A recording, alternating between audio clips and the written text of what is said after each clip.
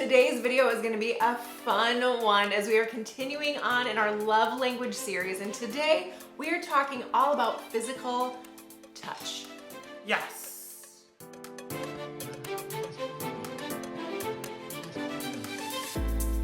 Hey there, and welcome to No Small Life, where we talk about life and love from a practical and biblical perspective. For those of you new to the concept, love languages are the way that we receive love. Everyone receives love a little bit differently. Right. And we're looking at 5 different love languages in this series, but today we're focusing in on physical touch. And why do we know this love language so well? I'm glad you asked. This happens to be Chris's primary love language, and it also happens to be my least on the scale. That's usually how it works out, right? Yeah, usually how it goes. So to say that there's been a learning curve for us in learning this love language, demonstrating this to each other, that's accurate. Which I don't know why. It's hard for you. All you got to do is... It's pretty easy love language if you ask me. Listen, bro, we have not done words of affirmation yet, which is mine, and that's coming up next. So stay tuned.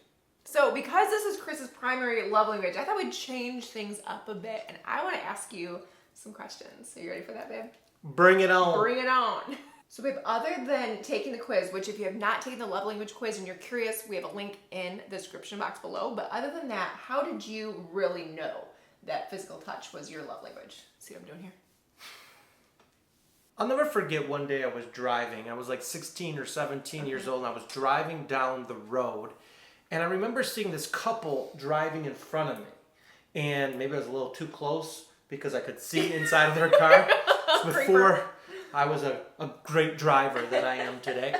But I was watching this couple, and I remember seeing the woman, the guy was driving, and the woman leaned over, and she put her hand like this on the back of his head. And she just left it there. And she was rubbing his back and touching the back of his neck and head. And I remember thinking, she loves him so much. Oh my gosh. Like, it just hit me like, wow, I hope someone loves me that much someday. And who knows? What I'm guessing is it was her love language. Yeah, was that makes physical sense. touch. That makes sense. And she was probably, doing it to him because that's how she received love. But I just remember this feeling that she loves him so much. Oh my gosh, that's so interesting, because I remember when we were dating and you were driving, I was in the passenger seat, and there were times, because it's not my primary love language, right? There were times that you would take my hand like this and you would put it right here on the back of your head. And I was like, okay, cool. Like I got my, coffee in one hand, maybe, and I got my hand just chilling on the back of his neck. But I've learned that really speaks love to you, and I never knew that story. That's really babe. That's really cool, babe. It's really big. It's really babe. It's cool, babe. Make it a thing. It's cool, Bring babe. it around. Isn't that what we do sometimes, though? Isn't that funny? Is like, I need love. Yeah. And then you'll tell me, because you're a words of affirmation I person, totally know what you're and gonna you'll be, give me some words. Honey, I need words right now. I need words. Here's I just happened to leave a pen and paper by the coffee machine. Maybe I need a note in the morning. We're very subtle. Okay, so as someone with a physical touch love language, what do spouses need to know when they're interacting with that person? What speaks love to you? Yeah, I think that sometimes when a spouse is anxious or they're feeling stressed or something, a lot of times what we want to do is try to fix it for them. Yes. And I've just found it so calming in moments when you'll just come up and just give me a huge hug. Or you come up from behind me and you'll just like put your arms around me and tell me how much you love me and how grateful you are for me. Yeah. And just the words, see, I'm not a big words guy, but the words combined with the touch, with the physical affection, it just means so much. I feel so loved when that happens. It's interesting that you say that, because I know there's been times that if you're really stressed or if you're anxious and I've hugged you, it's like I can almost feel like your nervous system just relax a little bit, right? And that might not be the case for someone who doesn't speak that love language, but that physical touch just sets you at ease. So if I'm going to tell you something, right, if I'm going to say some loving words, that makes sense, because you can't even receive it if you're anxious, if your brain is spinning or whatever, but you just kind of got that touch. It calms you, and then you can hear words or not, depending on what you need in that moment. Yes. So let me ask you this, on the flip side of that, what feels like rejection when you have the love language of physical touch? Yeah, that's a great question. I think people with the love language of physical touch, when their spouse rejects them sexually, especially, it's a huge rejection. That makes sense. Because it's saying, I don't want to love you in the moment the way you need to be loved. Wow. And sometimes people with the physical touch love language, it's not a sexual touch. Right. They're not as connected, but sometimes they are. They're really connected.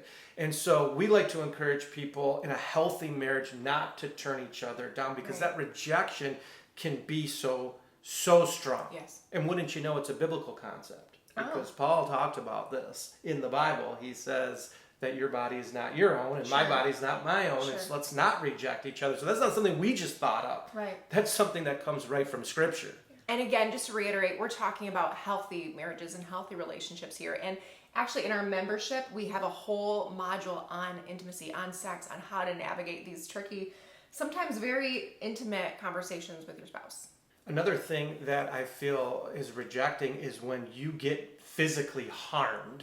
Oh my gosh, I can't even imagine. When you get physically harmed. So I remember when I was in high school, I was at a party and a guy surprise sucker punched me right in the face out of nowhere. And that's a different story for a different day. It's a good one though. But he punched me so hard in the face. And I remember it was so hard to let that go. It was so hard to forgive that person.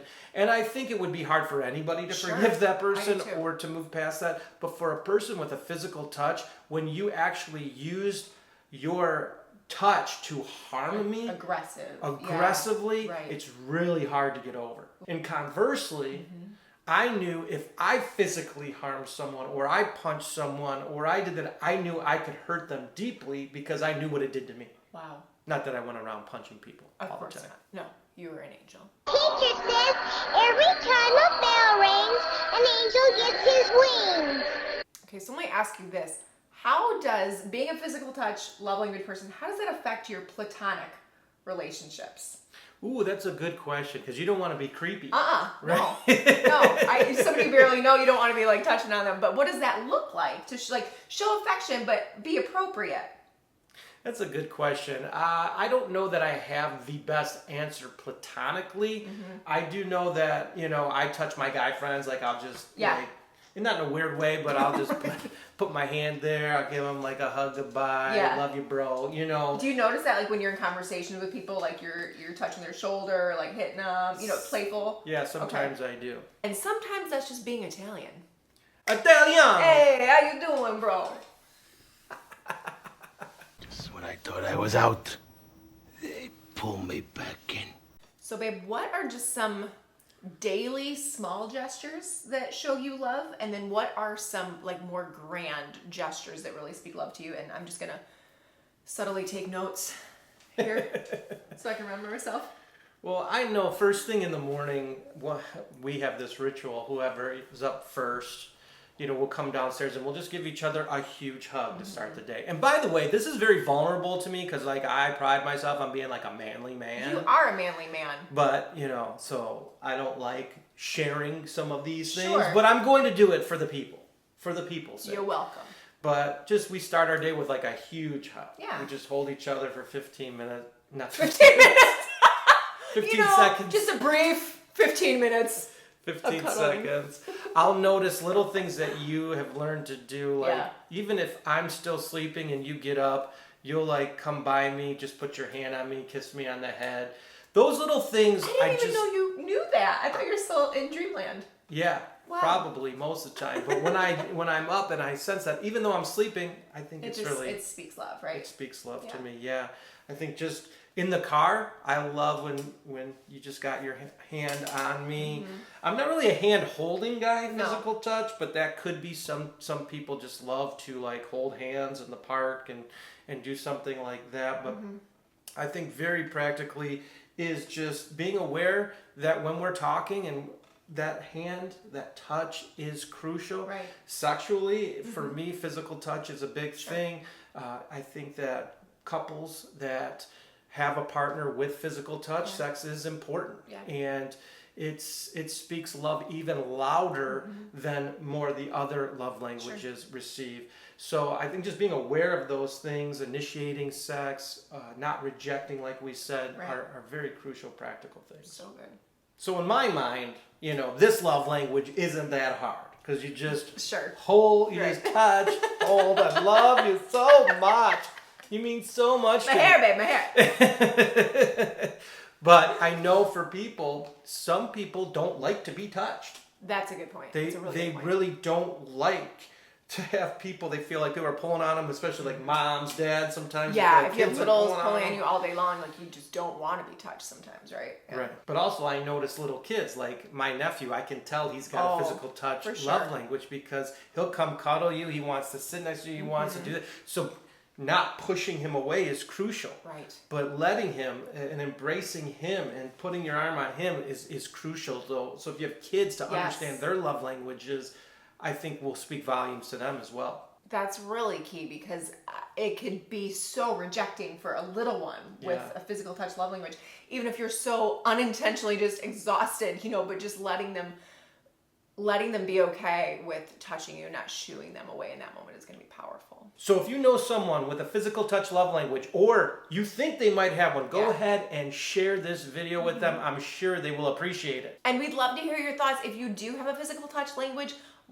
or love language, what speaks love to you? Put it in the comments and let us know. And if you haven't yet subscribed to our channel, we'd love to have you do so you are one of the first to get this great content of Megan making jokes and touching me and making me feel so loved. You can be the first to see it. You don't want to miss that, folks. So have a great day, everyone, and remember, your life is not small.